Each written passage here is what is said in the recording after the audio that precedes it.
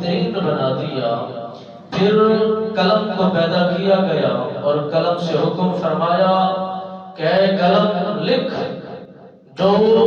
آج سے قیامت کی صبح تک ہونے والا ہے۔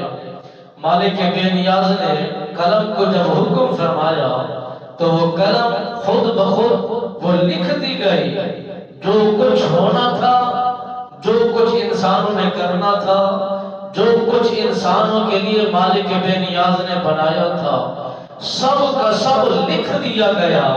سب کا سب تحریر ہو گیا۔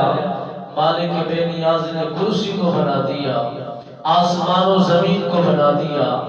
اور زمین کی تہ آسمان کی بلندیاں بن جاتی ہیں، اور اس میں مالک بے نیاز نے جب انسانوں کو،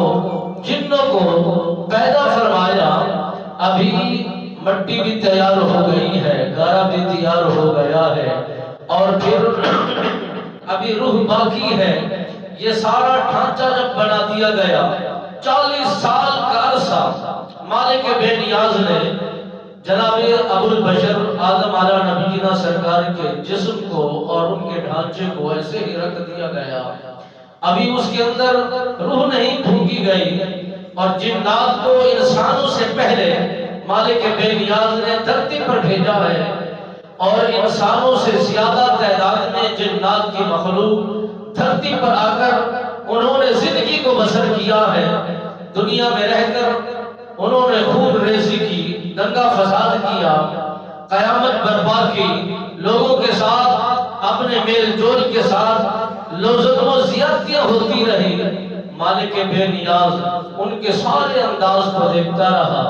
وہ کیا کر رہے ہیں، کیا کھا رہے ہیں، کیا کچھ کر رہے ہیں، کیا کمائی کر رہے ہیں، یہ ساری چیزیں مالک بے نیاز نے سب دیکھا، اور انسانوں سے پہلے جنات کی مخلوق کو دھرتی پر بھیج دیا۔ جب دھرتی پر یہ خون ریزی کرتے رہے اور فساد برپا کرتے رہے، مالک بے نیاز نے چاہا کہ انسانوں کی تخلیق کر دی جائے،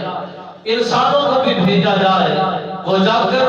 میری حمد کریں، میری تعریف کریں، میری توحید کا پرچار کریں، میری عبادت کریں، میری ریاضت کریں، تسبیحات کریں، ذکر اذکار کریں، تاکہ زمین پر جو پانی کے ڈھیلے، پانی کے اوپر ایک مٹی کا ڈھیلا میں نے سجایا ہے، اسی پر انسانی تخلیق کی ہے، انسانوں کو بسایا ہے، انسانوں کو جلایا ہے، اسی میں رزق رکھا ہے، اسی میں